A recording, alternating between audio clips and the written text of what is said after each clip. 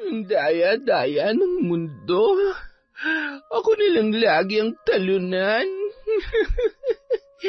Mabuti pa si Isabel. Siguradong masayang-masaya na siya ngayon. Eddie, ikaw na. Ikaw na ang babae na pinagpala sa lahat. Balang araw, magiging masaya din ako. At ikaw naman ang iiyak.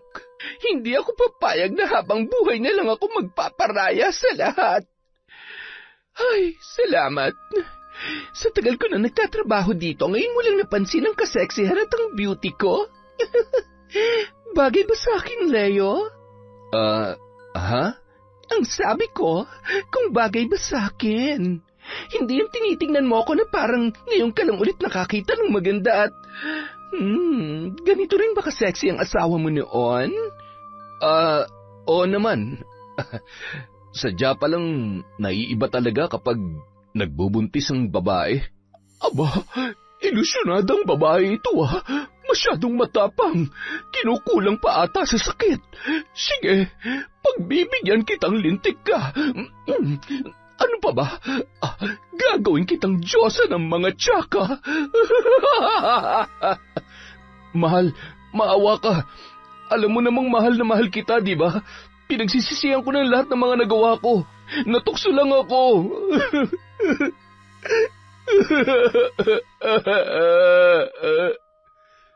Taon 2006,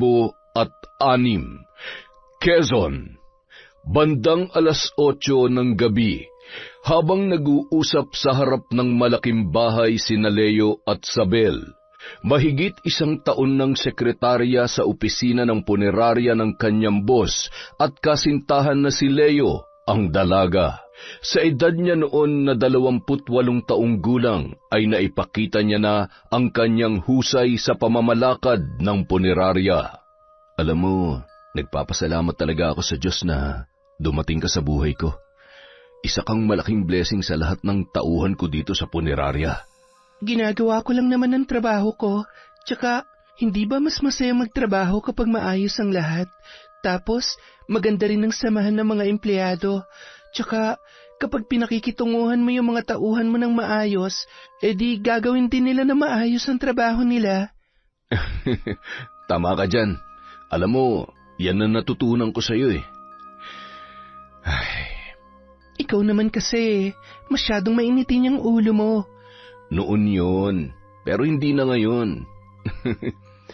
Sabel, gusto ko lang din malaman mo na mahal kita.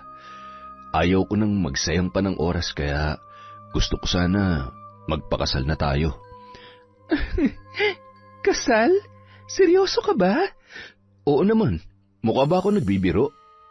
O baka naman ayaw mo. Masyado ka namang matampuhin. Siyempre gusto ko. Talaga? Oo. Oo, opo, yes. Magpapakasal ako sa'yo. Ayos! Hindi mo lang alam kung ilang beses ko nang gustong subukan mag-propose sa'yo. Kaya lang, wala eh. Natatakot ako na baka... Ano? Na baka mabusted ka? Ganun ba? Habang nag-uusap ang dalawa, napapunas na lamang ng luha si Beth. Si Beth ay matalik na kaibigan ni Sabel. Sabay silang nakapasok bilang mga empleyado ng nasabing punerarya. Ngunit dahil sa magkaibang abilidad nila pagdating sa trabaho, ay agad na na-promote ang kaibigan niyang si Sabel kesa sa kanya. Bago pa lamang sila noon, ay alam niya na sa sarili niya na may pagtingin siya sa kanilang among si Leo. Ngunit hindi niya naman magawang aminin ang kanyang nararamdaman, lalo na't si Sabel ang napupusuan ng binata. Patakbong pumasok sa kanilang kwarto si Beth at nag-impake ng mga gamit. Nadatnan pa yun ni Sabel, kaya naman labis na nagtaka ang dalaga. Beth, bakit ka nag-iempake? May problema ba? Pasensya na. Alam kong biglaan, pero kailangan ko na talagang umuwi. Pero bakit? Maayos naman ang trabaho mo dito, Besh, ikaw yon, ako hindi. Ano, habang buhay na lang ako magtsatsaga na makipag-usap sa mga patay habang minimakeupan ko sila. Nakahanap na ako ng malilipatan. Total, close naman kayo. Jowa mo naman yung boss natin eh. Ipagpaalam mo na lamang ako sa kanya. Pero, sinong kapalit mo? Kung hindi naman sana biglaan, di ayos lang yon. Hindi ko na problema yan. Total, magaling ka naman eh. Maaasahan ka sa lahat ng bagay. Di gawan mo ng paraan. Kung gusto mo, ikaw na lang muna para hindi ka nakaupo lang maghapon. Bes naman. Bakit ba parang pakiramdam ko may galit ka sa akin? Ano ba nangyayari? May ginawa ba akong mali? May nasabi ba akong hindi maganda sa'yo? Besh, sabihin mo na lang, hindi yung bigla na lang ganito. Hindi ka naman dating ganyan ah. Hindi ko naman yata kailangan magpaliwanag sa'yo. Huwag ka mag-alala, kaibigan pa rin naman kita. At saka, para sa'yo din naman itong gagawin ko.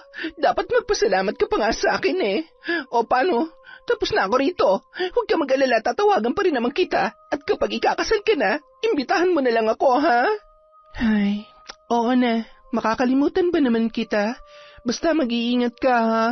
Kapag nagbagong isip mo, kapag gusto mong bumalik, bumalik ka lang. Buntong hininga na lamang at matabang ng ngiti ang itinugon sa kanya ni Beth. Sabay lumabas na yun sa kwarto at tuluyan ng umalis. Sinundan pa yun ni Isabel sa labas dahil hindi mawala sa kanya ang mag-alala para sa kanyang kaibigan. Pumasok ka na doon. Huwag mo na akong sundan. Dahil kahit ano pang gawin mo, buo na ang desisyon ko. Hindi ako galit sa'yo. Mag-iingat ka palagi dito, ha? Nang makalabas si Beth sa tarangkahan, ay tinitigan niya ang bahay at ang katabi nitong punerarya. Yun ang nagsilbi nilang tahanan ni Isabel sa loob ng mahigit 1 taon. Sabay silang pumasok, ngunit hindi pareho ang kanilang kapalaran.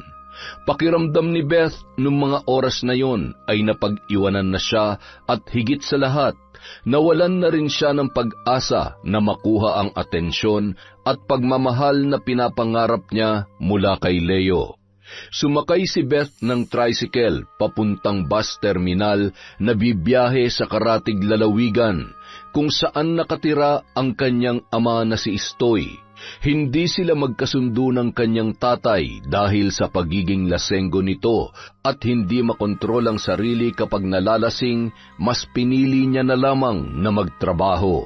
Siguro naman, makakahanap rin ako agad ng malilipatan na trabaho. Kahit tindera, labandera, at kahit hindi kasing laki ng sahod ko dun sa punerarya, okay lang. Ay, galit kaya si tatay sa akin? Bahala na nga. Nang makarating yun sa kanilang bahay, bandang 11:00 na ng gabi. Kumatok siya ng kumatok, ngunit wala namang sumasagot. Kaya naman, pumunta na lamang siya sa gawing likod at doon dumaan sa may maliit na awang sa kusina. Yari sa kahoy ang pader at pawid naman ang bubong ng kanilang bahay. Bakas na ang kalumaan maging sa mga kagamitan. Nang tanggalin niya ang kanyang sapatos ay ramdam niya ang makapal na alikabok sa sahig na semento. Walang kuryente at tanging degaserang ilaw lamang ang nagbibigay ng liwanag sa loob ng bahay nung gabing yun. Amoy na amoy niya ang alak sa loob ng kabahayan at nang sumilip siya sa kwarto ay nakahiga sa sahig ang kanyang tatay Istoy na noon ay lasing na lasing at tulog na. Agad niya yung nilapitan at tinapik sa balikat. Tay, gising! Kailangan niyo hong lumipat sa katre at malalamigan yung likod niyo. Kaya niyo pa bang bumangon? Aalalayan ko kayo. Huwag mo akong galawin at nahihila ko lahat, lintik ang bata ka. Natutulog ang tao pinakikilaman mo. Sino ka ba? Tay naman, si Beth Huto. Ano? Si Beth? Wala siya dito. Nilayasan na ako ng anak ko, saksakan ng tigas ng ulo. Iniwan na nga ako ng nanay niya, tapos pati siya, iniwan ako. Kung ayaw nila sa akin, di ayaw ko rin sa kanila. Huwag na silang babalik. Kaya ko naman mag-isa. Ay.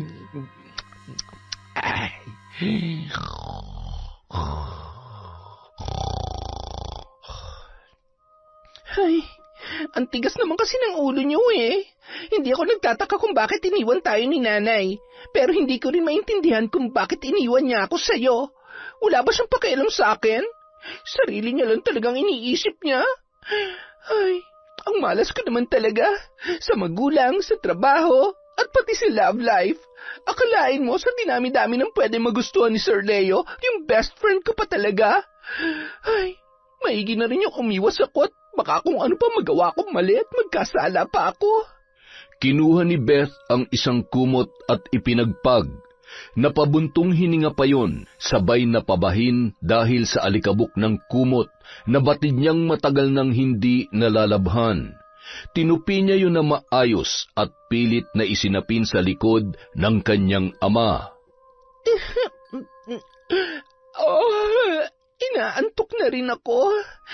Sa sala na lang muna ako matutulog. Siguradong maalikabok din yung higaan ko eh. Bago lumabas ng kwarto ng kanyang ama, ay marahan niya munang tiningnan yun. Bahagya naman siyang nakaramdam ng awa para kay Mang Istoy. Hayaan nyo, Tay. Ngayong nandito na ulit ako, susubukan kong tiisin yung ugali nyo. Ay, masyado lang din akong nagpadala sa sama ng loob ko eh. Sa mga bagay na hindi nyo kayang ibigay dahil mahirap lamang tayo. Lagi ko kayong sinisisi sa lahat. Nahihirapan lang din po ako sa buhay na meron tayo, Tay. Pasensya na kayo. Ay. Nang makalabas ay kinuha niya ang walis tambo at winalisan ang pahabang upuan na yari sa kawayan sa kanilang sala. Yung dala niyang bag na rin ang ginawa niyang unan. Hindi rin naman siya gaanong nakatulog ng gabing yon. Bukod sa maraming lamok, ay marami ring sumasagi sa kanyang isipan. Bandang 5:00 ng umaga ay bumangon na siya para maglinis at magligpit sa buong kabahayan. Lumabas siya at bumili ng kape at tinapay sa tindahan, di kalayuan sa kanilang bahay. Nakapag-init na rin siya ng tubig at inilagay sa termos. Habang pawis na pawis sa pagpupunas ng basang-basahan sa sahig, ay narinig niya naman ang sunod-sunod na pag-ubo ng kanyang ama. Tumungo siya sa may pintuan ng kwarto at sinilip si Tatay Istoy na noon ay nakaupo at hawak ang kumot na animo ay nagtataka. Akalain mo yon? Nakapagsapin pa pala ako ng higaan kagabi.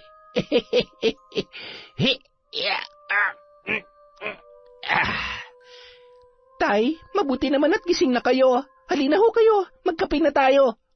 Oh, nandito ka pala talaga. Akala ko ay nananaginip lamang ako kagabi. Ano nakain mo't naalala mong umuwi? Dito na ho muna ako maghahanap ng trabaho. Meron naman po siguro ako mapapasukan dito. Para ho, nababantayan ko kayo. Nangangayayat na ho kayo, Tay eh. Wala na ho yata kayong ginawa kundi uminom na lang ng uminom. Alak na lamang ang nagpapasaya sa akin. Kaya pabayaan mo na lamang akong uminom. Tsaka na ako magpapahinga kapag wala na akong pambili. Maganda ang ani, kaya marami akong pambili ng alak. Ay, kaya ayaw ko kayong padalhan ng pera eh. Alam ko na sa alak niyo lang uubusin. Bakit mo naman ako padadalhan eh? Hindi naman ako nang hihingi sa'yo. Ay, halina nga ho kayo, magkape na tayo para naman mawala na yung epekto ng alak sa inyo. Abat, baka naman lagnating ka kapag pinagtimpla mo ako ng kape. Sus, ang sabihin nyo, namimiss nyo na ako na timplahan kayo ng kape. Aminin. Oy, wag mo akong dinadaan sa ganyan, ha? Akala mo ba hindi ko naaalala kung paano mo ako tinakasan kasama si Isabel? Nang makapwesto si Mang Istoy sa may katamtamang laki ng hapagkainan, agad na kumuha yon ng tinapay at nagpatuloy sila sa pagkukwentuhan. Kasi naman ayaw niyo akong payagan kaya ayun, tumakas na lang ako. Huwag niyo na ho akong pagalitan. Tsaka kahit papano nakaipon naman ho ako doon. Gusto ko po kasing ipaayos tong bahay natin. Aba, Mabuti naman dahil kapag tag-ulan ay bumabaha na dito sa loob ng bahay. Buti nung kabataan ko ay kaya ko pa yung akyatin at ayusin. Ay, ipagawa na lang ho natin sa iba. Baka mamaya mahulog pa kayo at mabalian dyan. Magkakaproblema pa tayo. Ay, siya nga pala. Kumusta si Isabel? Umalis na rin ba siya doon? Magkasama ba kayong umuwi? Hindi ho. Ay, ito na ho yung kape nyo. Inumin nyo na. Huwag na ho natin pag-usapan si Isabel. Bakit naman? Dati wala kang ibang bukang bibig kundi Sabel. Aba, mabait ang batang yun. Inaway mo ba? Ako talaga? Hindi Bakit ko naman siya aawayin? Naiinis lang ako. Yung boss kasi namin naging boyfriend niya. Kaya from janitress, naging secretary habang ako nagme-makeup ng mga patay. Tsaka, kahit di ko naman sabihin, alam niya naman yata na may gusto ko kay Leo pero nung niligawan siya, tinanggap niya pa rin. Ay, ikakasal na nga sila Aba, mabuti naman at mapapaayos ang buhay niya. Huwag ka na magalit. Kaibigan mo yun Pwede niyong pag-awayan ng kahit na wag lang dahil sa lalaki. Aba, napakarami pang lalaki dyan. Kung si Isabel ang gusto ng leon na yun, di humanap ka na lamang ng tigre. Leo ho, hindi ho leon. Ay, pero, yun nga ho tay. Kesa mamatay ako sa sakit na makita silang masaya, di umalis na lang ako. Samantala, ano kayang nangyari kay Beth? Wala man lamang pasabi kung bakit. Naumay na siguro sa ginagawa niya. Hindi ko nga rin gets kung bakit Basta, parang may nagbago sa kanya. Sinubukan ko namang pigilan pero ayaw niya talaga Ay, hayaan mo na mahal. Tatawagan ko na lamang yung bagong nag-a-apply nung nakaraan. Nanghihinayang lang ako lalo na't gamay na gamay niya na yung trabaho dito sa atin. At magaling siya mag-makeup ng bangkay Kaya nga Pero hayaan na lang muna natin siya. Kapag na-miss ako noon, babalik din yun dito. Samantala, makalipas ang 3 araw na paghahanap ng trabaho, ay agad naman natanggap si Beth bilang tagapangalaga ng isang matanda. Nag-uulyanin at umaaktong bata.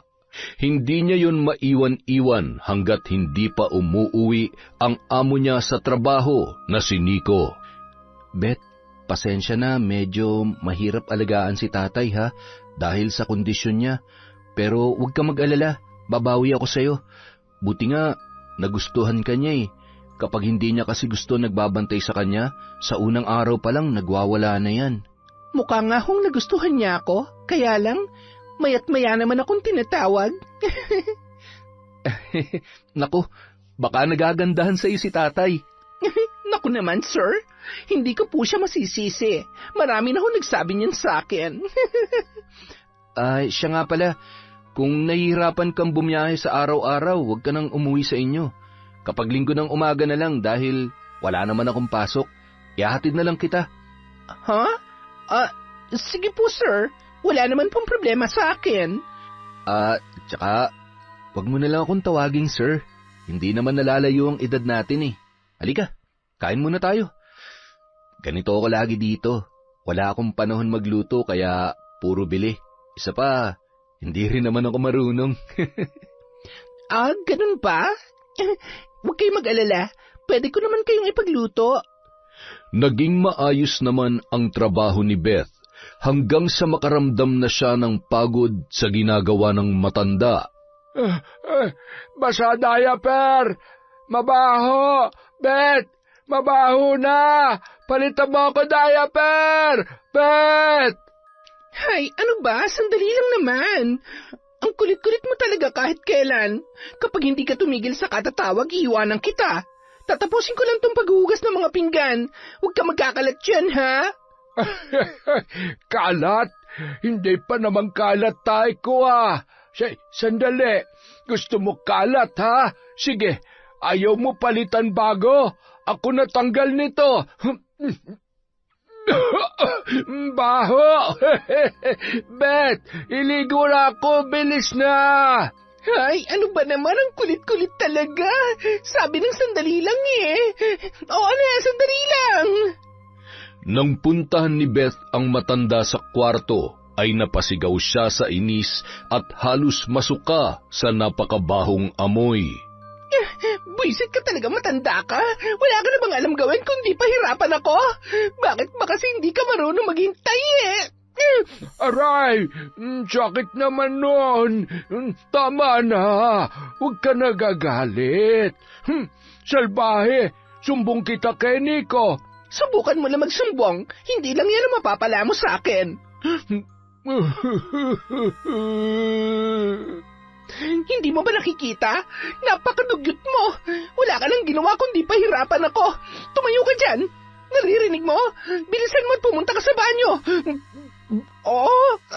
Ay nako. May mga pagkakataon na sadyang hindi mapigilan ni Beth ang kanyang sariling emosyon. Kung minsan masaya siya, pero kung may simpleng bagay na makakatrigger sa kanya, ay bigla na lang magbabago ang kanyang emosyon, dahilan para masaktan niya ang matanda. May mga pagkakataon na napapansin niya na rin ang kanyang sarili, ngunit pinagsasawalang bahala niya lamang yun. Iniisip niya na marahil pagod lamang siya sa pagtatrabaho. Isang araw, matapos maihatid ni Nico ang dalaga, ay agad naman yung nagpasalamat. Salamat ho sa paghatid. Aagahan ko na lang ho bukas. Sige Beth, walang anuman. Napaayos nyo na pala yung bahay nyo? Maganda, ang preskong tingnan. Pinapalitan ko lang ho yung pawid at ilang lumang tabla. Yan po kasi ang gusto ni tatay para mapresko daw. Salamat ho sa tulong ninyo. May kuryente na rin ho kami. Walang anuman. Sige, bukas na lang ulit ha. Siguro naman, nandun ka na bago ako pumasok sa trabaho.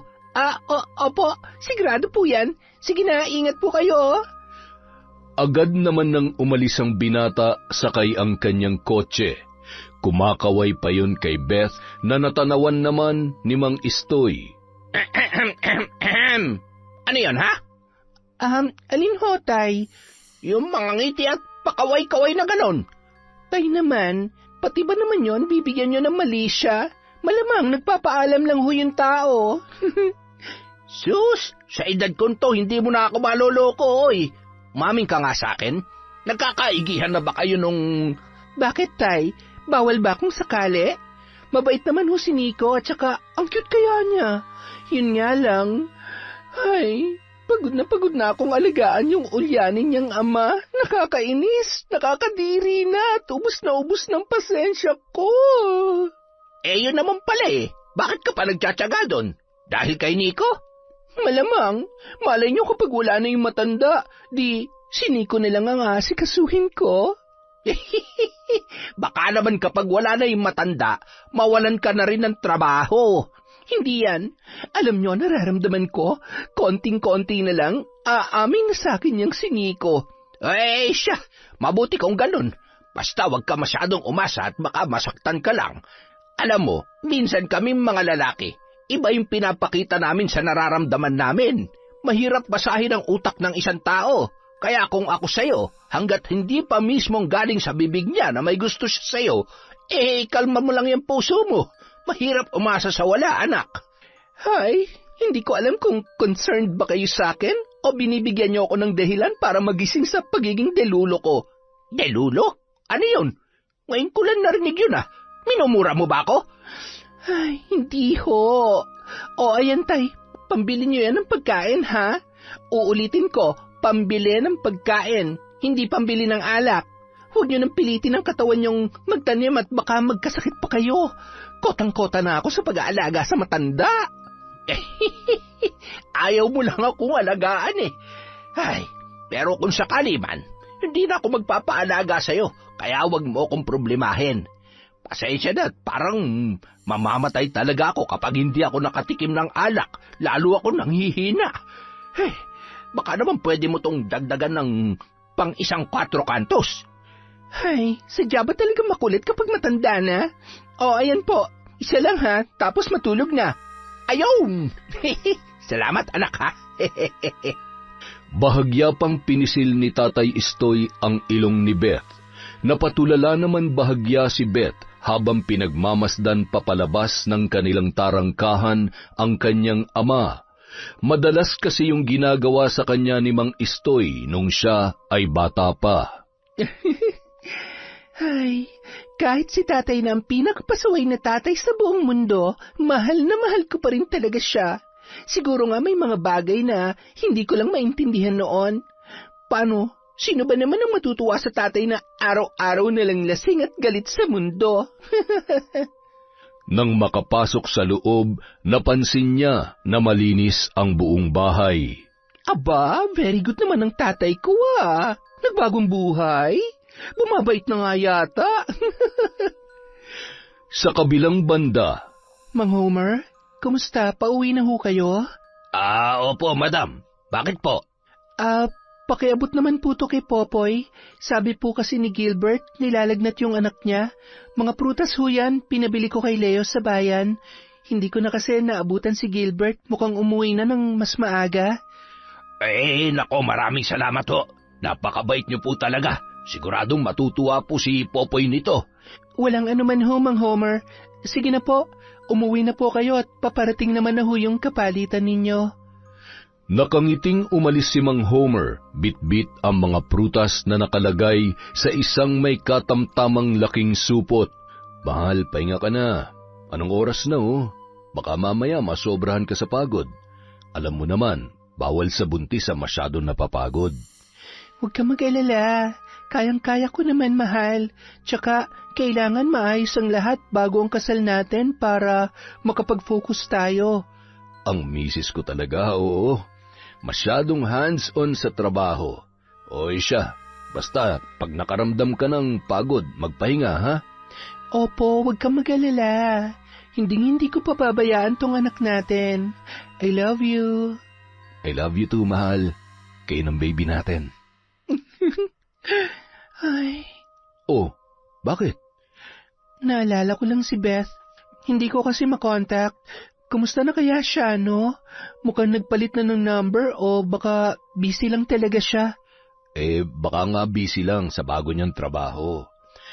Ay, gusto ko sana nandito siya sa kasal natin Wala na akong magulang at siya lang naman na nag-iisang kaibigan ko kaya gusto ko sanang... Mahal, kung gusto niyang pumunta sa espesyal na araw natin, pupunta talaga yon. Pero kung ayaw niya, hayaan na lang natin.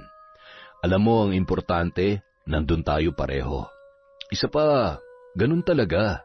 Hindi lahat ng taong mahalaga sa atin ay mananatili sa buhay natin. Lalo na kapag usapang kaibigan. Hindi natin hawak ang isip nila at hindi tayo nakakasiguro kung hanggang kailan tayo importante sa buhay nila. Sabagay, ganun na nga siguro. Tsaka napapansin ko na rin talaga na habang tumatagal ay nagbabago na siya sa pakikitungo sa akin. Siguro nananawa na siya. Mula high school ba naman magkasama na kami. Ay, ewan ko ba? Basta namimiss ko lang talaga yung kaibigan ko. Tama na yan. Huwag ka na masyadong malungkot at baka paglabas ng baby natin nakasimangot yan. Sige ka. Ay, loko ka talaga. Ito na nga, hindi ko na lang muna iisipin ang mga bagay-bagay. Mukhang kailangan ko na nga rin magpahinga. Agad namang hinatid ni Leo si Isabel sa kanilang kwarto.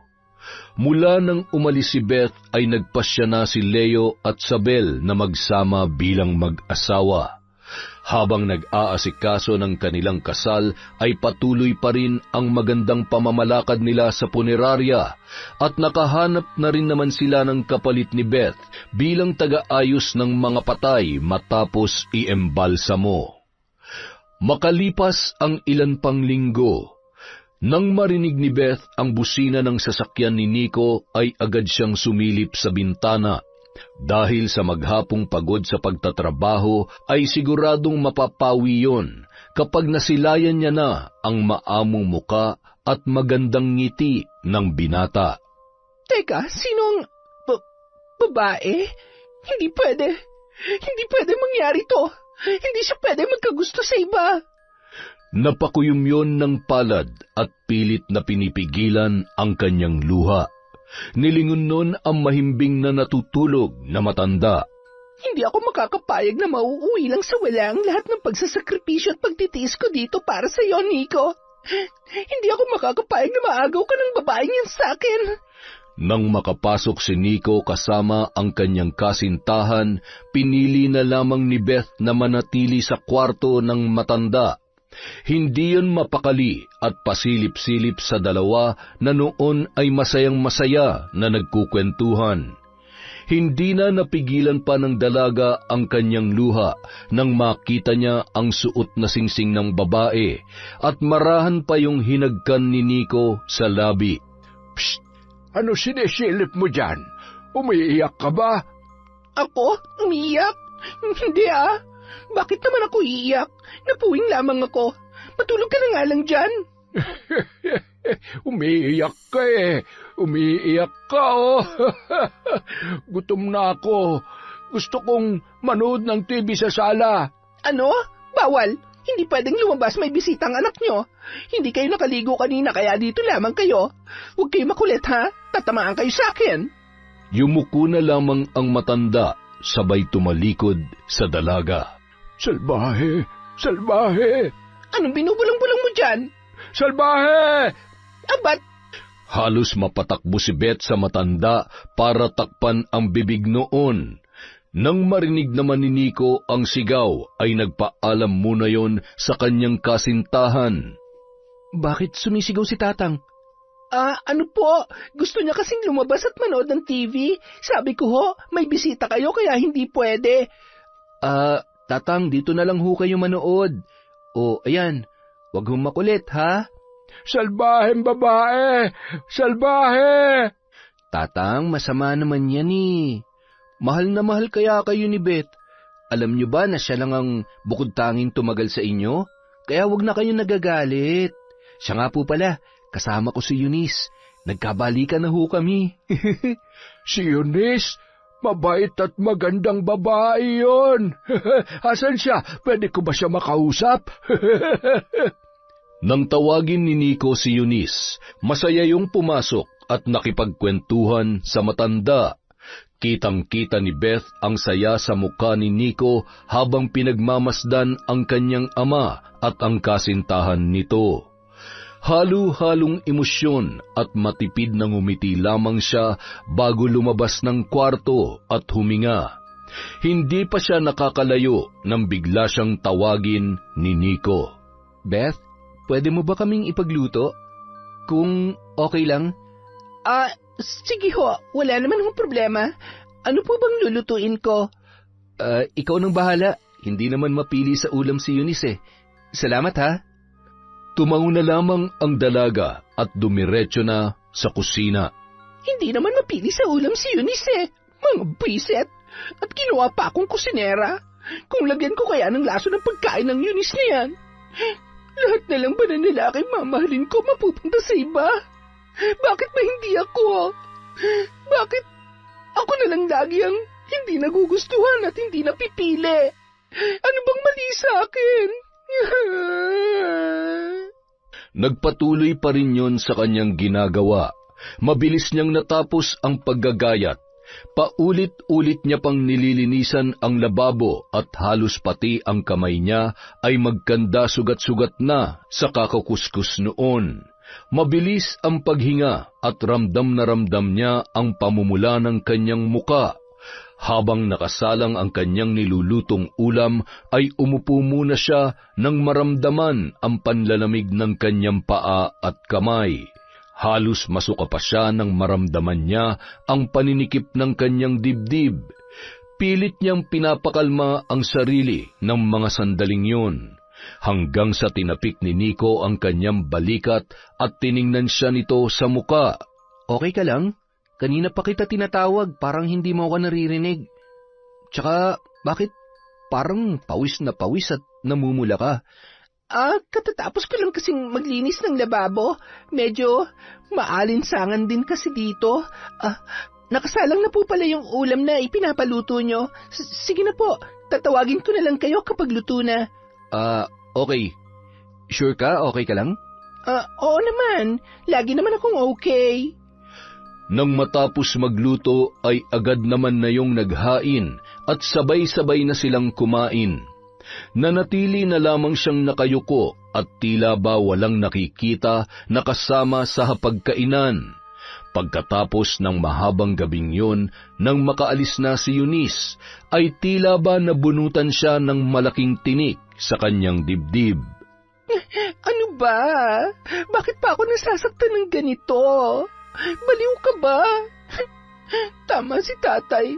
Mas masakit umasa sa wala. Kung alam ko lang na mangyayari to, sana hindi na lang ako nagtiyaga dito. Para mailabas lahat ng sama ng loob, ay kumuha pa yon ng 2 beer sa ref at dinala sa kanyang kwarto. Nakaawang ng kaunti ang pinto noon at nang sinilip ni Nico ang dalaga, ay halos paubos na ang 2 bote. Mukhang may pinagdadaanan si Beth. Kawawa naman. Baka namimiss niya ng tatay niya o di kaya baka hiniwalayan siya ng syota niya. Ang daya-daya ng mundo. Ako na lang lagi ang talunan. Mabuti pa si Isabel. Siguradong masayang-masaya na siya ngayon. Eddie, ikaw na. Ikaw nang babae na pinagpala sa lahat. Balang araw, magiging masaya din ako. At ikaw naman ang iiyak. Hindi ako papayag na habang buhay na lang ako nagpaparaya sa lahat. Kinabukasan, paggising ni Beth, naramdaman niya na ang bigat ng kanyang pakiramdam. Rinding-rindi siya sa boses ng matanda sa tuwing tinatawag siya noon. Hindi rin siya mapakali. Gusto niya lang maglinis ng bahay. Pinaliguan niya rin ang matanda at napapaaray yun dahil sa lakas ng kanyang pagkakahilod, pero tuloy-tuloy lang siya na parabang walang naririnig at pakialam sa nangyayari sa kanyang paligid. Ilang sandali pa, Ano ba? Kalilinis ko lang sa'yo tapos nagkalat ka na naman. Pagod na ako. Tumayo ka dyan. Linisin mo sarili mo dun sa banyo. Tumayo ka sabi. Ano? Hindi mo ba ako naririnig? Tama na! Masakit! Ayaw ko na sa'yo! Bakit? Ayaw mo sa akin? Akala mo ba gusto ko magpakahirap na mag-alaga sa'yo, ha? Kung ayaw mo sa akin, mas lalong ayaw ko sa'yo. Beth, tama na. Sinasaktan mo si tatay. Kaya pala niya sinasabi na ayaw niya sa'yo dahil sinasaktan mo siya. Kailan pa yan? Alam mo bang pwede kitang ipakulong sa ginagawa mo? Sinasahuran kita na maayos tapos ito lang palang ginagawa mo sa kanya? Umalis ka na! Nico, makinig ka sa akin. Sorry, hindi ko naman sinasadya. Magpapaliwanag ako, pakiusap. Sapat na nakita ko. Hindi to gawain ng matinong tao. Umalis ka na ngayon din. Kung hindi, ipapadampot kita sa pulis. Umiiyak na tumakbo si Beth papunta sa kanyang kwarto at nagmamadaling kinuha ang kanyang mga gamit. Patakbong lumabas ng bahay at wala sa sariling naglakad papalayo. Napaupo yun sa isang tabi at pinilit na pinapakalma ang kanyang sarili bago sumakay ng tricycle. 10:00 na ng gabi nang siya ay makarating sa kanilang bahay. Nagtataka pa siya kung bakit bukas na bukas pa rin ang kanilang pinto. Bigla naman siyang kinabahan at nagmadaling pumasok sa loob. Tatay, sabi ko na nga ba lasing na naman kayo eh. Nilapitan niya yon para gisingin sa mahimbing na pagkakatulog, pero wala naman siyang naamoy na alak. Napakunot noo ang dalaga at hinawakan ang kanyang tatay Istoy na noon ay malamig na. Tatay, huwag naman po kayo nagbibiro ng ganyan. Tay, gumising ka. Kailangan ko kayo, tay. Lalo lamang nadagdagan ang sakit at bigat ng kanyang pakiramdam nang nawala na rin sa buhay niya ang kanyang ama. Sa huling pagkakataon, habang patuloy sa pagpatak ang kanyang mga luha, ay nangako siya sa puntod ng kanyang ama na yun na ang huling beses na siya ay iiyak. Ang daya niyo naman, tay. Kung kailan naman maayos na tayo, tsaka niyo naman ako iniwan. Pero huwag kayong mag-alala. Katulad niyo, sanay din ako mag-isa. Pangako, Tay. Ito na ang huling beses na iiyak ako. Hindi ako papayag na maging habang buhay na talunan. Kukunin ko kung ano nararapat sa aking buhay. Isinusumpa ko yan. Makalipas ang 1 linggo, matapos mailibing si Mang Istoy ay muling bumalik sa punerarya si Beth. Nang makita yun ni Isabel ay agad siyang sinalubong ng mahigpit na yakap. Sabi ko na nga ba babalik ka? Nagkatotoo ang panaginip ko. Kamusta ka na? Bakit parang ang payat-payat mo ngayon? May problema ba? O ay ka, Besh. Kalma. Okay lang ako. Pero mas masaya kung may babalikan pa akong trabaho dito. Oo naman. Sakto naghahanap ako ng kapalit ko. Ano kasi, kailangan kong magpahinga muna sa pagtatrabaho dahil masela ng pagbubuntis ko. Buntis ka? Akalain mo yon? Hindi ko agad napansin. Akala ko tumaba ka lang talaga eh. Teka, ano nga ang sabi mo? Naghahanap ka ng kapalit mo bilang sekretarya? Tama ba? Oo, yun na nga. At syempre dapat kilala at mapagkakatiwalaan namin ni Leo. Buti na lang talaga bumalik ka. Nako, baka naman hindi ko kaya yan ha? Hindi naman ako kasing galing mo. Huwag ka mag-alala, nandito pa rin naman ako para turuan at i-guide ka. Kung hindi naman ako, nandyan naman si Leo. Nasaan na nga ba yun? Siguradong matutuwa siya kapag nakita ka. Oh, ayan na pala. Ang ganda naman ng ngiti ng mahal ko ah. Uy, teka, nandito ka pala. Kaya naman pala akala ko naman kung sino ng magandang aplikante ang dumating. Ano, ready ka na ba ulit magtrabaho dito? Oo naman. Wala naman akong inaatrasan eh. Basta ba tuturuan mo ako? Ay, ang ibig kong sabihin, kung tuturuan niyo ako mag-asawa sa mga dapat kong gawin, siguradong matututo ako agad. Walang problema. Babakapan ka namin itong best friend mo. Wala kailangan mag-ingat para sa aming baby. Siya nga pala, sayang hindi ka nakadalo sa kasal namin noong nakaraan. Talaga? Kasal na pala kayo? Mukhang nahuli nga ako sa balita Paano, ilang beses kitang tinatawagan pero hindi ka naman makontak. Mas masaya sana kung nandun ka. Charotera ka, te. Ayos lang yon. Ang importante na tuloy yung kasal nyo. Congrats ha. Masayang-masaya ako para sa inyo. Lalo na sa'yo, Beshi. Magpakasaya ka dahil lahat ng meron ka ngayon ay makukuha ko rin sa tamang panahon at pagkakataon. Beshi, halika na. Ihahatid kita sa kwarto mo. Hoy, okay ka lang? Ha? Oo, okay lang ako. Ano nga yon? Ang sabi ko, ihahatid kita sa kwarto mo. Sabayan mo rin muna ako magmerienda at nagugutom na naman ako. Masyadong matakaw tong inaanak mo eh. Mahal, ikaw na munang bahala dyan ha. Sige mahal, take your time. Sigurado marami kayong pag-uusapan. Matapos mailagay ni Beth ang kanyang gamit sa kanyang silid, niyaya yun ni Isabel sa kanilang kwarto para ipakita ang mga larawan nila noong kasal. Ayan, tingnan mo. Ang ganda, diba? Pero mas masaya at mas maganda sana kung kasama ka namin dyan. Okay lang yon, Besh. Ang importante, masaya ka pa rin naman at natuloy ang kasal nyo tapos ngayon, magkakababy ka na. Ang bilis ng panahon. Totoo yan, Besh. Kaya ikaw, mag-asawa ka na rin. Huwag mong problemahin ang love life ko. Pasasaan ba't isa sa mga araw nito, makukuha ko na rin ang gusto kong lalaki. At kapag nagkataon, hinding-hindi ko na siya pakakawalan pa.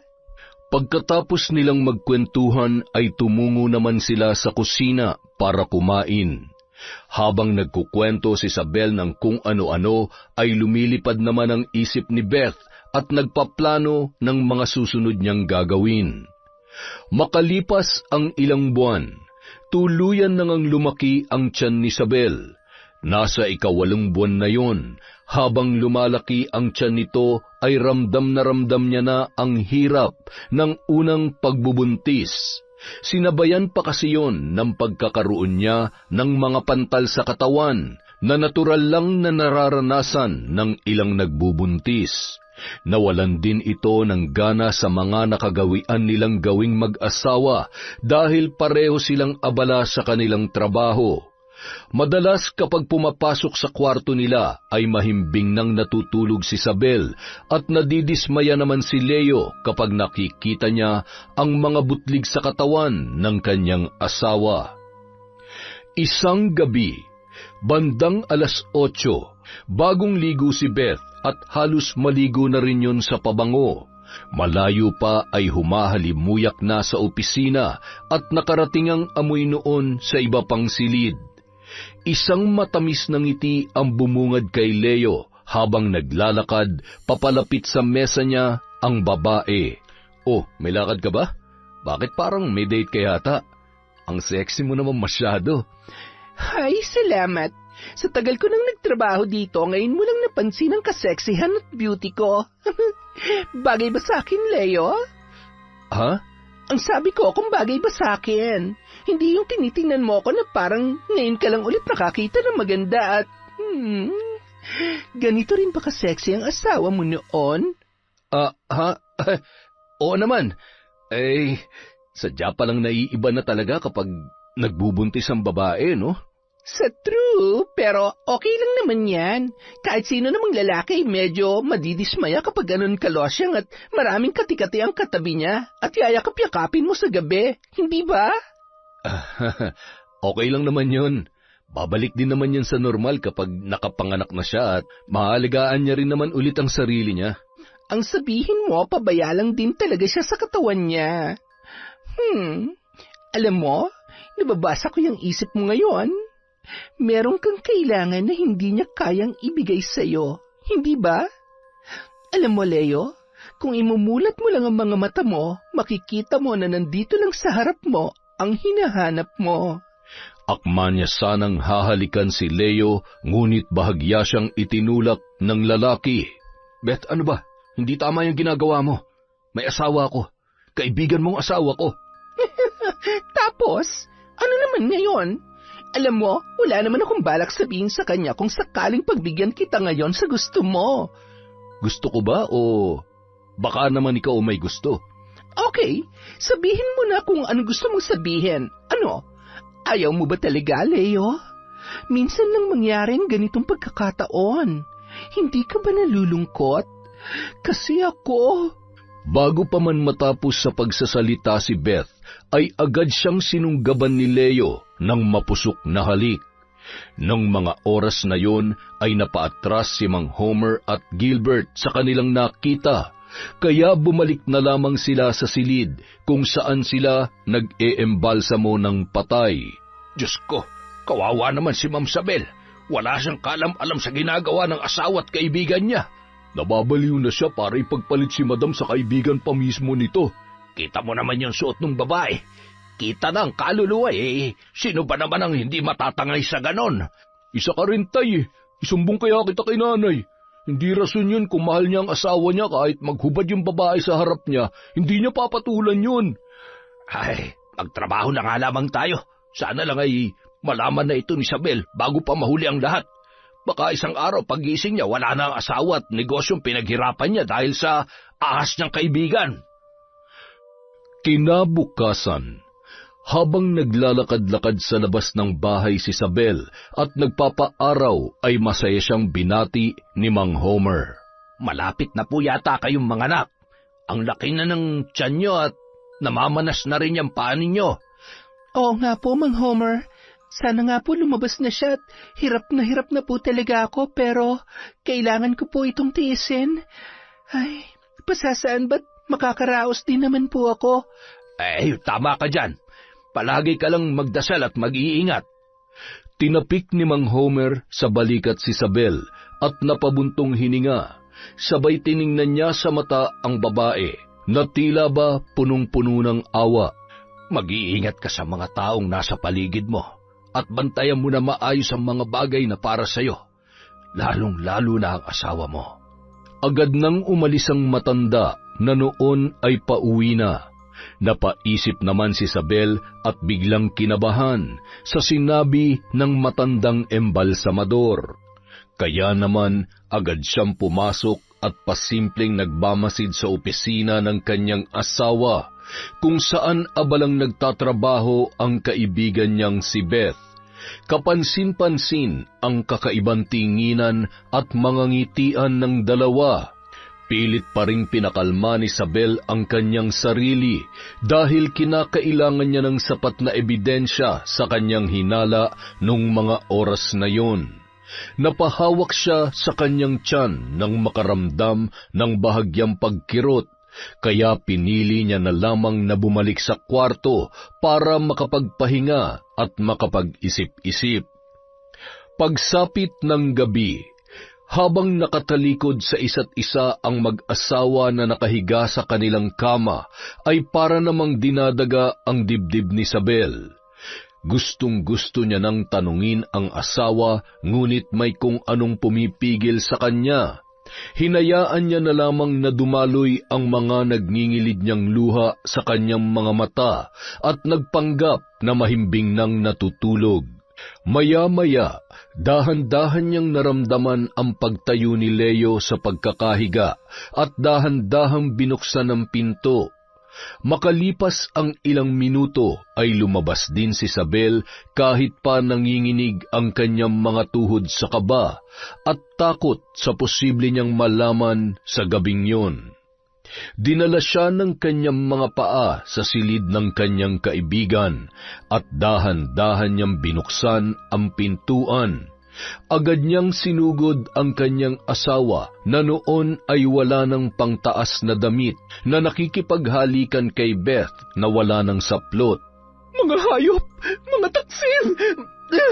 Mahal, sandali lang. Magpapaliwanag ako. Paano mo ipapaliwanag ang lahat ng ito? Ano yung ginagawa niyo, ha? At ikaw babaeng malandi ka. Pinagkatiwalaan kita at higit sa lahat kaibigan kita. Paano mo nagawa sa akin to? Masyado ka namang madamot, Isabel. Hindi ba pwedeng ako naman na maging masaya ngayon? Dapat mapalagi na lang ikaw. Ngayon, alam mo ng pakiramdam ng maagawan at maging talunan. Isa kang traidor. Mga traidor kayo sa buhay ko. Pagbabayaran niyo ito. Ipapakulong ko kayo, mga immoral. Ah, ganon. Ipapakulong pala, ha? Halika dito. Papatayin muna kita bago ako makulong. Tumama ng malakas ang ulo ni Isabel sa tukador bago natumba at paulit-ulit pa yun inuntog ni Beth. Hinila naman ni Leo ang babae para awatin. Ano ba? Tama na. Anong ginawa mo? Kapag hindi ko siya pinatay, makukulong tayo pareho. Makukulong tayo dahil sa ginawa mo. Nag-iisip ka ba? Buntis ang asawa ko. Teka nga, bakit mo parang ako lang ang may kasalanan dito? Pareho naman natin ginusto nangyari, ha? Mahal, sorry. Gumising ka. Patawarin mo ako. Tigilan mo na yan. Ngayon ka pa ba makukonsensya? Kailangan natin gumawa ng paraan. Walang pwede makalam sa nangyari dahil siguradong mabubulok tayo sa kulungan. Pero hindi akong pumatay sa kanya. Kapag nakulong ako, sisiguruhin ko na magkasama tayo. Ilalaglag kita. Ngayon mamili ka. Gagawan natin ng paraan to o mabubulok tayo pareho sa kulungan. Wala nang nagawa pa si Leo kundi sumunod na lamang sa mga sinasabi ni Beth. Binalot nila yun ng kumot at dinala sa isang lote kung saan ibinabaon ang dugo at mga laman loob ng mga patay matapos embalsamuhin. Bilisan mo paghukay at baka may makakita pa sa atin dito. Beth, hindi to kakayanin ang konsensya ko. Mahal ko si Isabel at ang anak namin. Tumigil ka na, pwede ba? Kung gusto mo samahan mo ang asawa at anak mo sa hukay. Ano, gusto mo? Sabihin mo lang. Para kang si Rajan. Paano mo ba nagagawang tumawa sa ganitong sitwasyon? Hindi mo ba nakikita? Nakapatay ka. Mamamatay tao ka. Huwag ka nga magpanggap na santo dahil ikaw rin naman ang punot dulo ng lahat ng ito. Uulitin ko, hindi mangyayari to kung hindi ka pumatol sa akin. Tsaka huwag kang praning. Huwag ka mag-alala, Leo, dahil kapag ako naging asawa mo, kayang-kaya kong higitan si Isabel. Ayaw mo ba nun? Malaya natin magagawa ang gusto natin. Kung natatakot ka, bakit hindi na lang natin ibenta ang punerarya at magpakalayo-layo tayo? Hindi ba? Samantala, Tay, halika. Si Boss at si Beth, nakita ko silang papunta sa lote na may dalang patay. Hindi ko alam kung sino, basta ibang kutob ko. Kailangan natin malaman kung sino yun. Ay, Diyos ko po, huwag naman sana. Kahit malakas ang buhos ng ulan, sinuong yon ng mag-ama mapuntahan lamang at mahukay ang ibinaon na bangkay ni Beth at Leo sa loteng yon. Bilisan mo, Gilbert. Masyado na malakas ang ulan. Hindi rin nila pwedeng malaman na nandito tayo at may alam tayo sa nangyari. Nang mahukay ay agad nilang binuksan ang kumot na nakapulupot sa katawan nito, at nang makita nila ang duguang muka at ulo ni Isabel, ay napahagulhol ang dalawa. Ngunit ilang sandali lamang ay biglang nagkamalay ang babae.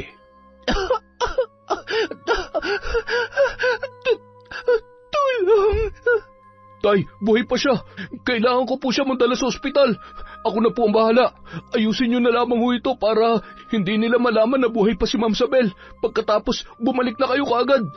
Sige na, iligtas mo ang buhay na mag-ina. Pasusunurin ko na lang doon ang nanay mo. Diyos ko, kayo na po ang bahala kay Isabel at sa batang nasa sinapupunan niya. Nang sumunod na araw, maayos naman ho ang resulta ng mga test namin sa inyo, ngunit ikinalulungkot ko, Mrs. Ginawa namin ang lahat ng aming makakaya, ngunit wala na talagang buhay ang bata sa inyong sinapupunan.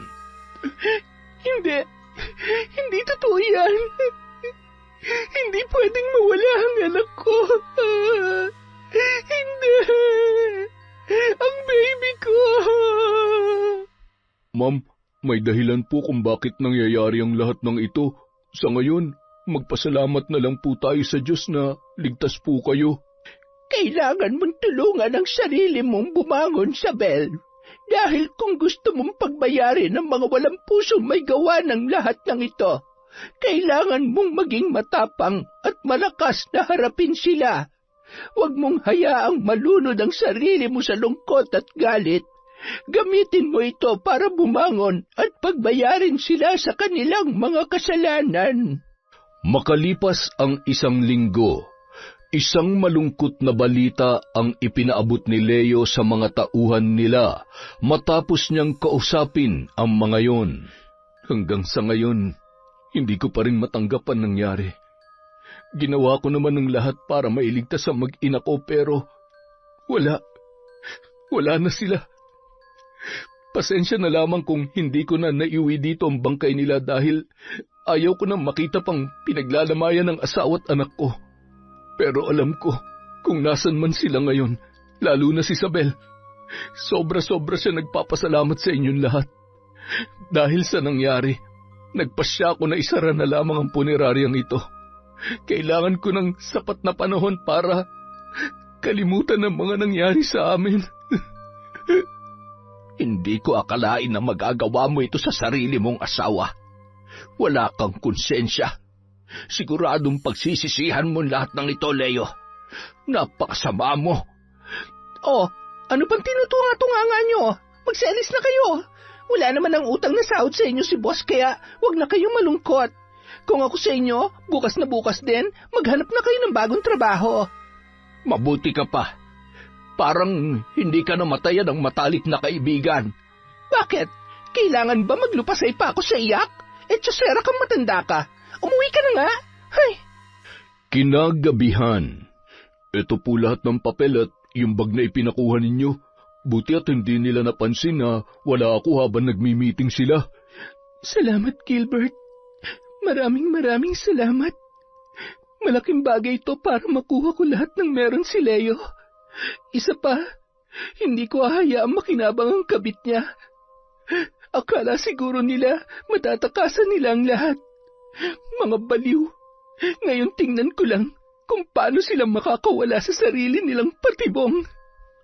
Kinabukasan, matapos limasin ni Isabel ang lahat ng pera sa bangko kung saan nakalagay ang pera ng punerarya at hawak niya na rin ang mga ATM nilang mag-asawa, ay isang bagay pa ang pinagkaabalahan nila ni Aling Diday. Asawa yon ni Mang Homer. Doon muna siya pansamantalang naninirahan, lalo na at ang mga yon ang naging katuwang niya upang pagbayarin sina Leo at Beth sa kanilang mga naging kasalanan. Gwapo naman pala talaga itong asawa mo. Kaya naman siguro'y nasilaw itong higad na kaibigan mo. Ay, ibang klase. Dati ay sa pelikula ko lamang napapanood ang mga ganito. Hindi ko sukat akalain na mangyayari sa isang mabuting taong katulad mo. Anong gusto mong gawin ko sa kanila? Tuluyan ko na ba? Hindi po. Patayin natin sila ng dahan-dahan. Gusto kong makita silang nahihirapan, gumagapang sa hirap at sakit. Gusto kong magmakaawa sila sa harap ko habang unti-unti silang inuusig ng kanilang konsensya. May konsensya ba ang mga ito? Parang wala naman. Huwag ka mag-alala, ako ang bahala. Ipapatikim ko sa kanila ang tripleng balik ng mga taksil at naging dahilan ng pagkamatay ng anak mo. Sige na, magpahinga ka na. At bukas na bukas rin ay makikita mo na ang resulta ng iyong mga kahilingan. Samantala, nasa na yung mga gamit ni Isabel? Yung bag niya, nandun lahat. Pati yung mga importanteng dokumento nawawala din. Umamin ka nga. Pinakailaman mo ba? Ano? Mali ka ba naman dyan? Ano akala mo sa akin, magnanakaw? Nagawa mo ang pumatay eh. Magnakaw pa kaya? Wala nga akong alam. Bakit pang kulit mo? Aray ko, Leo. Ang sakit ng dibdib ko. Huwag mo ako inaartehan. Sabihin mo na lang kasi kung nasan yung... Ha? Ano yan? Mga uod at anong klaseng insekto yan? Marami pang nakabaras. Tulungan mo ako. Hindi ako makahinga. Ayoko. Takot ako sa mga ganyan. Diyan ka lang. Huwag kang lalapit sa akin. Bigla namang napaupo si Leo nang maramdaman niyang lumalawlaw ang kanyang pribadong bahagi at tila ba tinutusok ng kung anong matutulis na bagay ang mga yon. Ramdam niya na tila may humihilang puwersa sa kanyang bituka. Pareho silang nagpumalahaw sa sakit na sinabayan pa ng pagkamatay ng ilaw. Lumakas din ang ulan at sunod-sunod ang kulog at kidlat. Maya-maya pa, may naririnig na silang mga yapak at iyak ng sanggol na animoy pabalik-balik sa labas ng kwarto. Isabel, minumulto mo na ba kami? Mahal, huwag naman ganito. Nagsisisi na ako. Mahal na mahal kita. Nagkamali lang ako. Natukso lang ako, mahal. Tama na. Huwag mo naman akong pahirapan ng ganito. Ang sakit. Tama na. Ano ba? Hindi ako natatakot sa'yo. Patay ka na. Patay ka na. Hindi mo na magagawa pang agawin ng magandang buhay na nararapat para sa akin. Samantala. Aba, ilusyonadang babae ito Masyadong matapang. Kinukulang pa yata sa sakit. Sige, pagbibigyan kitang lintik ka. Ano pa ba? Gagawin kitang diyosa ng mga tsaka. Sweetie, tama na yan. Masyadong malakas ang ulan. Alam mo namang hindi ako makatulog kapag hindi kita katabi. Bukas mo na lamang tapusin ang pambabarang mo na yan. Sandali lamang, sweetie. Ito na nga't ililigpit ko na. Abay, pambihira naman talaga, oo. Tumanda na tayo't lahat-lahat ay hindi ka pa rin masanay na wala ako sa tabi mo. Kapag ganitong umuulan, kinakabahan akong tumabi sa'yo at baka masundan pa si Gilbert. Sus Mariosep namang misis kong ito, oo. Huwag mo naman akong pine-pressure at kita mo tong likod at tuhod ko, hindi ko na nga gaanong maiunat ng husto. Kinabukasan, suot ni Isabel ang magandang bestida. May mga kasamang pulis at gayon din sina Mang Homer at Gilbert. Hinalughog nila ang buong kabahayan para hanapin sina Beth at Leo, na noon ay nasa isang kwarto at dumadaing dahil sa sobrang sakit na kanilang nararamdaman. Nagulat sila nang bumukas ang pintuan at nakita ng dalawa si Isabel. Bakit parang gulat na gulat kayo? Isabel? Oh, buti naman at nakikilala niyo pa ako. Kumusta? Ano ba yan? Ano ba't napakaraming suka? Ang lansa? Kasing lansa ng pagkatao niyong dalawa. Bakit buhay ka pa? May sa demonyo ka ba? Grabe ka naman. Hindi ba pwedeng may sapusa lang talaga ako? Kasi sa pagkakaalam ko sa ating dalawa, ikaw ang demonyo. Mga mamang pulis, hulihin niyo na ang mga kriminal na yan. Mahal, maawa ka. Alam mo namang mahal na mahal kita, di ba? Pinagsisisihan ko ng lahat ng mga nagawa ko. Natukso lamang ako. Nakakaawa naman ang asawa ko. Gusto ko nang maniwala dyan sa ipinagmamalaki mong pagmamahal mo. Hindi ka ba kinikilabutan sa mga sinasabi mo? Namatay ang anak natin dahil sa ginawa ninyo. Pinagtangkaan niyo ang buhay ko at hindi ko makakalimutan kung paano niyo ako inilibing ng gabing yon para takasan ang mga kasalanan ninyo. Hindi ko kayo mapapatawad kahit lumuha pa kayo ng dugo. Matapos sabihin ni Isabel ang mga katagang yun, nagulat naman ang mga pulis nang bigla na lang naghihiyaw ang dalawa sa sakit, kasabay ng pag-agos ng masangsang na dugo mula sa kanilang mga mata habang pinupunasan. Hindi mo pwedeng gawin sa akin to. Asawa mo pa rin ako. Bitawan niyo ako, ano ba? Tanggalin niyo to. Hayop ka, Isabel! Lumapit ka dito! Tutuluyan na talaga kita! Sorry, dahil hanggang ganyan na lamang ang kaya mo. Kahit anong gawin mo, hindi hahayaan ng Diyos na magtagumpay ang mga sakim na katulad mo. Sinira mo ang pamilya ko, pinatay mo ang anak ko, kaya magdusa ka. Mabubulok kayong dalawa sa kulungan at araw-araw ipaparamdam ko sa inyo ang kabayaran sa pagkamatay ng anak ko hanggang sa bawian kayo ng buhay. Makalipas ang 1 buwan, muling binuhay ni Isabel ang punerarya sa tulong ni Namang Homer at Gilbert. Pinabalik din nila lahat ng mga dating tauhan na matagal nang nagseserbisyo sa naturang punerarya. Hindi makapaniwala ang mga yon sa sinapit ni Isabel sa sarili niyang asawa at kaibigan.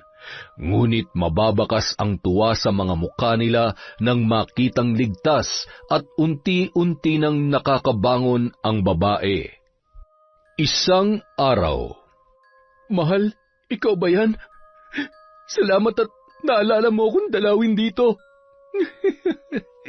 Huwag mo akong hawakan. Nandidiri ako sa'yo. Tingnan mo nga yung sarili mo. Buhay ka pa pero yung katawan mo naaagnas na. Nandito ako para sabihin sa'yo na malaya na akong gawin ang lahat ng gusto ko. Pwede na ulit akong bumuo ng pamilya. Mag-asawa na hindi kasing sama mo. Yan ba talaga ang gusto mo? Wala ka man lang bang nararamdaman na awa para sa akin? Nagpapatawa ka ba? Bakit ako maaawa sa'yo? Limot mo na ba kung anong ginawa mo sa akin? Kasi ako kahit anong mangyari, nakamulat man o nakapikit, naaalala ko lahat ng kahiyupang ginawa niyo sa akin ng babaeng yon. Kinasusuklaman kita, at kahit mamatay ka man sa harap ko, ni ka titing na luha walang papatak, dahil baka sakaling maibsan pang galit ko kapag tuluyan ka nang nawala sa mundong ito. Hindi ako makahinga. Tulungan mo ako. Nang makita ni Isabel ang kalagayan noon, sa halip na tulungan at maawa, ay tinalikuran niya na lang yun. Hindi ko na obligasyon kung ano pang mangyayari sa'yo. Dahil sa mata ng batas, tapos na tayo. At mula ng gabing yon, tinapos ko na ang ugnayan ko sa isang traidor na katulad mo. Matapos pumunta sa kulungan, tumungo naman siya sa isang mental hospital kung saan naroon ang dati niyang matalik na kaibigan na si Beth. Nakatulala yon at halos hindi na siya makilala. Ang unfair ng mundo. Yan ang lagi mong idinadaing sa akin noon. Pero ang totoo, kaya yun ang pakiramdam mo kasi hindi ka marunong makontento. Alam mo ba, sobrang minahal kita bilang kaibigan. Ni minsan hindi kita pinag-isipan ng masama. Para na nga kitang kapatid, di ba? Pero nagkamali ako. Akala ko pareho tayo ng intensyon sa isa't isa. Akala ko kaibigan talaga kita pero isa ka palang ahas. Kaya kung ano man ang pinagdaraanan mo ngayon, kulang pa yan. Sana nga naalala mong lahat eh. Sana hindi ka pinapatulog ng konsensya mo sa lahat ng mga kasalanan mo. Humakbang na patalikod si Isabel nang biglang nagsalita si Beth. Sorry. Patawarin mo ko, Isabel. Nilingon niya lamang yon at tinitigan ang malalim na mga mata ni Beth habang patuloy na kinukutkot noon ang mga sugat sa kanyang kamay. Sana ganun lang kadaling burahin lahat ng kasalanan mo sa akin. Sana may babalik din ng buhay ng anak ko sa paghingi mo ng kapatawaran. Ito na ang huling beses na magkikita tayo dahil kahit mahirap, gusto ko na magsimula ulit. Gusto ko na kayong burahin ng tuluyan sa buhay ko. Samantala. Psst! Tumahimik ka! Bakit ka ba iyak ng iyak? Isabel, ano ba? Patahanin mo nga yung anak mo. Leo, halika na. Iwanan na natin sila. Oo, ako mahal mo, hindi si Isabel. Tay, si Leo po asawa ko. Leo, huwag ka nang mahiya. Magmano ka na sa tatay ko. Hoy, baliw ka ba? Salita ka ng salita, wala ka namang kausap. Hindi ako baliw. Ikaw ang baliw. Makalipas ang 2 taon. Tita, kumusta po kayo? Bakit po parang ang lungkot nyo na naman? Hindi naman. Pagod lamang ako kaya... Gusto niyo po ba yakapin ko kayo? Alam niyo po, kapag malungkot, hinahag lang ako ni Tatay Gilbert, tapos masaya na po ulit ako. Talaga? Patingin nga kung nakakawala ng lungkot ang hug mo. Ayan, happy na po ba kayo? Oo naman. Happy na ako.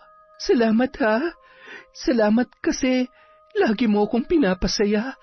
Siguro kung buhay yung baby ko, magiging kasing bait at kasing bibo mo rin siya. Hindi po ata effective yung hug ko sa inyo. Baka kailangan nyo rin ng hug ni Tatay Gilbert. Ha?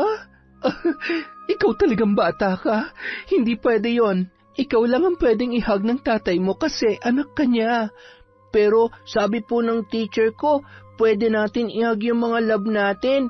Sabi po ni Tatay, love ka niya eh. Ay, nakalimutan ko. Lagot, secret pala namin yun ni Tatay. Huwag niyo po akong isusumbong, ha?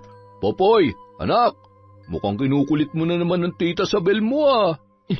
Hindi po. Sige po, pasok po muna ako sa loob. Pasensya ka na sa kakulitan ng anak ko ha. Nako, wala yon. Napapasaya niya nga ako eh. At saka, kanino pa ba naman magmamana ng kakulitan yon? Di ba sa tatay?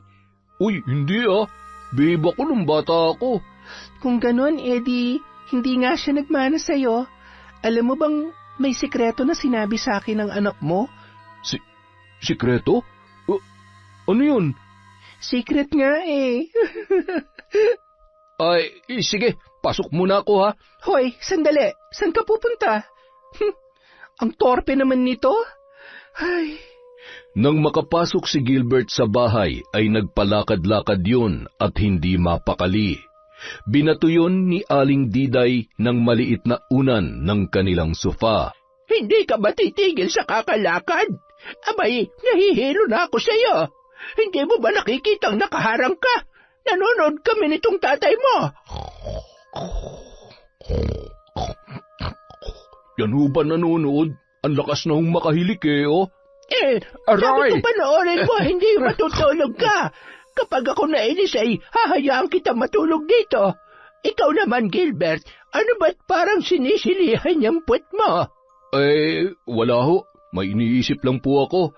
Ay, aba, pumasok ka na sa kwarto mo't naaalibadbaran ako sa'yo. Yung anak mo patulugin mo na't maaga pa ang pasok noon bukas. Nakaraming katok muna yun sa kwarto bago binuksan ni Popoy na animoy kinakabahan.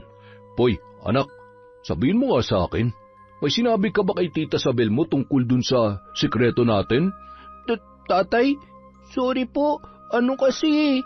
Hindi ko naman po sinasadya na sabihin sa kanya. Huwag po kayong magalit sa akin. Ay, pambihira ka naman talagang bata ka, oo. Nakakahiya. Ay, matulog ka na nga.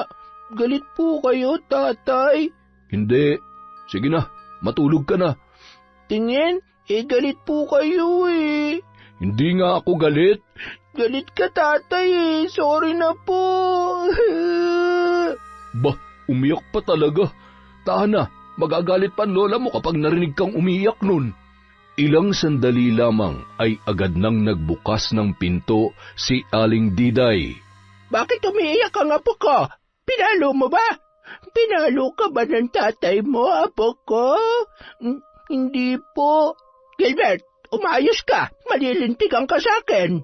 Nanay talaga, mas mahal pa yung apo niya kaysa sa akin. Dati ako kapag umiyak, pinapalo niyo na ako agad eh. Tapos tong apo niyo ayaw niyong paluin. Aba, nagrereklamo ka ba? Hindi naman ho sa ganun. Sinasabi ko lang. Ay, kinaumagahan. Gilbert? Hoy, ano ba? Iniiwasan mo ba ako? Ay, hindi ah. Bakit naman kita iiwasan? Ano ba yun? May iuutos ka ba sa akin? Sus, kunwari ka pa. Ang sabihin mo, iniiwasan mo talaga ako. Ay, oo na. Pasensya na. Alam mo na yung totoo. Kalimutan mo na lang yun. Bakit naman? Dahil ba hindi yung totoo? O naduduwag ka lang? Ay, syempre, totoo. Kaya lang, alam ko namang hindi pa itong tamang panahon. Alam kong hanggang ngayon ay hindi ka pa rin handa na kalimutan ang nakaraan mo. Baka nga, sa kabila ng lahat, mahal mo pa rin si Leo eh. Ano ka ba naman? Matagal nang patay si Leo. Ay, sa totoo lang, hindi madaling kalimutan ng lahat, pero nagpapasalamat ako dahil nagawa ko. At hindi totoong mahal ko pa rin siya hanggang ngayon. Kung ang buhay may hangganan, ganun din ang pag-ibig. Nakakalungkot isipin pero yun ang totoo. Minsan, mahal talaga tayo ng tao at mahal din naman natin, pero hindi pa rin tayo nakakasiguro. Ang tamang tanong kasi ay hanggang kailan tayo mahal ng mga taong mahal natin. Darating at darating kasi ang panahon na susubukin ang isang relasyon. May darating na bago, mas nakahihigit, mas kamahal-mahal, kaya nakakalimutan tayo. Hindi natin pwedeng ipilit na maging sapat ang sarili natin sa taong hindi marunong makontento at makita ang halaga natin bilang isang tao. Kung nagbabago at nawawala, ibig sabihin, hindi pa yung totoong pagmamahal. Kaya nga nagbago at nawala dahil baka nga may iba pa talagang para sa'yo, para sa atin. Kung sakali bang ligawan kita, tatanggapin mo ba ako? Kung sakaling tanggapin kita sa buhay ko, iiwan mo rin ba ako? Kaya mo bang manatili sa akin? Isa lang ang alam ko, kapag nagmahal ako, mananatili ako. Alam mo, hindi lang siguro nakita ni Leo dati kung gaano siya kaswerte na ikaw ang naging asawa niya. Naging mahina lang siya, pero ako, sigurado ako sa nararamdaman ko sa'yo. Mula nung gabing hinukay ka namin ni tatay, alam ko sa sarili ko na hindi ko na kayang mawala ka pa sa paningin ko, na sana naglakas loob na agad akong umamin sa nararamdaman ko noon. Hindi mo na sana sinapit ang sakit na pinaranas sa iyo ng Leo na yun. Nangyari na ang mga nangyari. Siguro nga lahat na nangyayari may dahilan. Kung hindi man ako pinalad noon, malay mo sa pangalawang pagkakataon. Kasama ka. Isang matamis na ngiti at mahigpit na yakap na lamang ang naitugon ni Gilbert kay Isabel. Sa kabila ng takot sa nakaraan, muling sinubukan ng babae na magmahal sa pangalawang pagkakataon. Dahil sa mahal siya ni Gilbert, hindi niya na napansin na unti-unti na siyang nakakalimot sa lahat ng sakit na kanyang pinagdaanan. Muli niyang naramdaman maging buo, masaya at mahalin ng tama. Makalipas ang 3 taon, nagpakasal sila sa simbahan at hindi nagtagal ay dininig ng Diyos ang isa sa matagal niya ng hinihiling. Ninenervyos ako, sweetie. Lumabas na kaya ang apo natin? Hindi ko alam, sweetie. Nininervyos din ako. Sana naman ay manahin ng apo ko ang kagwapuhan ko. Kahit yun na lang at wala naman akong ari-arian na may papamana sa kanya. Patingin nga ng pagmamukha mo. Ay, wag na. Hayaan mo nang manahin niya ang kagwapuhan ni Gilbert. Tutal ako naman ang kamukha ng anak natin. Hindi ka na nahiya magpamana ng itsura mong yan. Kung hindi nga kita mahal, siguradong laging sira ang umaga ko. Akalain mong sa tagal natin ay ngayon mo lamang nasabi yan. Nakakasama ka naman ng loob. Bahala ka na nga dyan. Hoy, saan ka pupunta, Homer? Abat, masyado ka namang matampuhing gurang ka. Kapag ako nainis, papatulan na talaga kita. Ay, ano ba naman kayo? Kinakabahan na nga ako ng sobra-sobra nagagawa niyo pa talaga magbangayan dito. Ang tatay mo kasi, masyadong sensitibo. Ba't nagsasabi lang naman ako ng totoo? Masyadong nag-iinarte. Nakakasakit nga naman kasi talaga kayo ng feelings, Nay. Pasensya naman. Hindi ko kayang ipilter tong bibig ko Bahala kayo. Basta ako hindi na makapaghintay na makarga ang apo ko. Makalipas ang 3 oras. Abat, ang apo ko, manang-mana sa pinagmanahan. Para lamang akong nakaharap sa salamin. Ay, sweetie, hoy, galit ka pa ba? Huwag ka na mag-inarte dyan. Lumapit ka na dito. Masyado ka naman nagtatampo, hindi na bagay sa edad mo. Tingnan mo itong apo natin. Hindi ba? Sabi ko sa iyo Apo, ang lola mo, huwag kang matatakot sa lola mong yan, ha? Kita mo, sama talaga ng shhh. Sasabat pa Baka mamaya magulat itong apo mo. Ay, pambirang buhay ito. Kayong dalawa talaga. Ay, nako, kahit kailan. Kumusta ka na, love? Sobrang nag-alala na ako kanina. Ako rin naman, pero nilakasan ko ang loob ko para sa anak natin at para sa mahal na mahal kong asawa. Thank you, love, ha? Masayang-masaya ako. Sana makauwi na tayo at sigurado ako na matutuwa si Popoy. Yun! Ang ganda ng kwento. Tsaka, grabe yung mag-asawang matanda, nakakatawa, di ba? Dahil dyan, meron tayong shout-out. Simulan po natin kay Lent TV2. Na-miss ka po ng kwentong enteng. Hi kay Pureza Tagiwalo, kay Maria Thiris Alimios. Hi kay Girl Tesay. Hello kay Jeneline Jacobe, kay Ruby Mar Policarpio at Alvin Alejandro. Hi kay Barhel del Rosario. Hi kay Mel Ryan Bolanos. Hello din po kay Mirna Ranrio, Sachong Viñas Tricano Maribel Orpilia family from RV Tiong. Hi po kay Ana Hapina, kay Leia Albao, kay Josephine Ordiz, kay Rhea Marimar at Virgie Gail. Hi po kay Maria Benitez, kay Belen Malbas, sa Office 2 family, Philp, Dolly, Erica, Patrick, Janet at Randy from Track Capacity. Hello po kay Josefina Fuelias, kay Delia Alion, kay May Espiritu, kay Margie Banosong.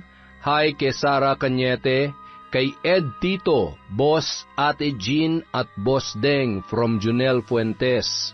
Hi po sa Eskultura Garments, kay Rin Jonah from Tata Pinoy TV. Hello po kay Rowena Loon from Kuwait. Hi kay Jubel Paldonasa, kay Kaloy Carpon, Heidi Tamidles, at si Ison Tamidles from Charson Tamidles. Hi po kay Janet Cisneros, kay Kat Burglar Cutie, kay Febe Ranyada, kay Carolina Silorio, kay Jaren Beter.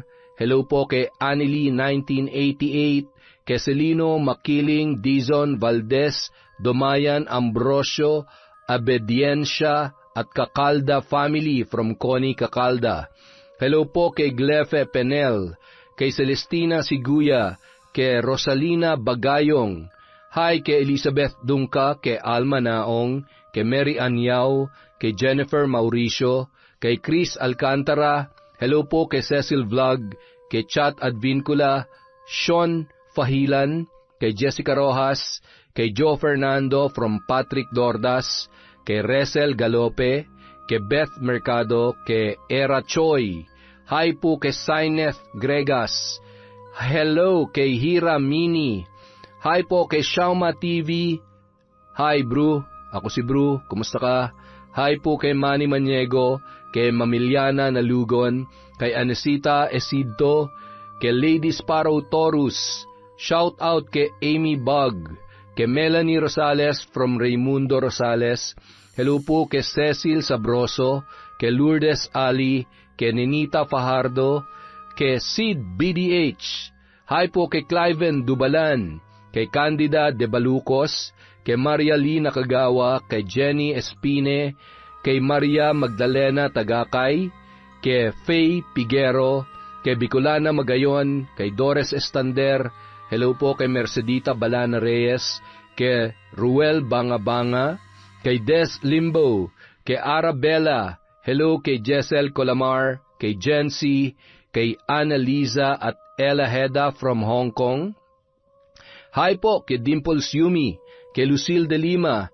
Shout out kay Chloe Abalos, kay Raquel Hasigawa, kay Sharon Makabadbad, kay Jesus Alegre. Hello po kay Miguel TikTok. Hi kay Manuel Arenque from Daisy Dularte. Hi kay Mirna Alfaro, kay Richard Cayon from Wifey Rosalina Bugayong. Hello kay Patty Tiago, kay Emma Ruth Manyakap, sa Buendia family, Jenny May, Billy Ray at Ray Buendia from Lucy Buendia. Shout out kay Susan Mangalus from QZ. Hi kay Catherine Alinsag, kay Jocelyn Sagrado from John Paul Cataros. Hello po kay Sakinia TV. Hi kay May Espiritu, kay Malu Hapin, kay Cresilda Sotil, kay Del na high blood.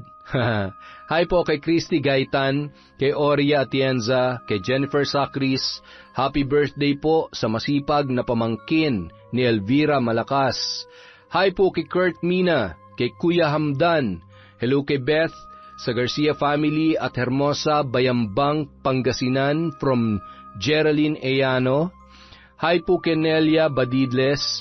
Hi kay Mami from Doha, Qatar, kay Gemma de Ocampo, kay Rain, kay Marisa Villanueva, kay Account. Hi po kay Princess AJ12. Hello kay Elsie Magsino, kay Filipina Palsario, sa Rojas family from Domeng Rojas. Hello po kay Rosana Bibit. Hi kay Jerilyn Byron, kay Lorena Mallorca from Kathleen Joyce Mallorca. Hi po kay Elizabeth Sumalinog. Hi kay I Love Traveled, sa Sevillana Tamagos family from Janice Tamagos. Hi kay Resty Esquivel at Lynn Salvidar. Hello po kay Jennifer Candelario. Hi kay Rachel Nishio, kay Ami Viray, kay Roxanne Ladion, kay Edna Kitts Garcia Tiokson. Hi po kay Mary Ann Moralina. Shout out kay Nancy Eligoyo, kay Vilma Bautista, kay Janet Catalogo de Lima, kay Lian Hagos. Hi po sa Blue Ocean Garments from Gumamela, Brazil. Hi po kay Lucy San Jose. Shout out kay Sydney Crosswind, kay Connie Cruz, kay Al, Ricky, June, Elaine, Jeff, Mike, Leslie, May, at Rosalie Clemente.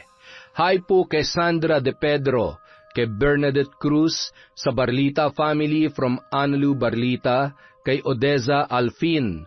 Hello po kay Hilario Patra Hasmin. Hello din po kay Reden Garcia and Jinky Baruga at kay Jess Ariola.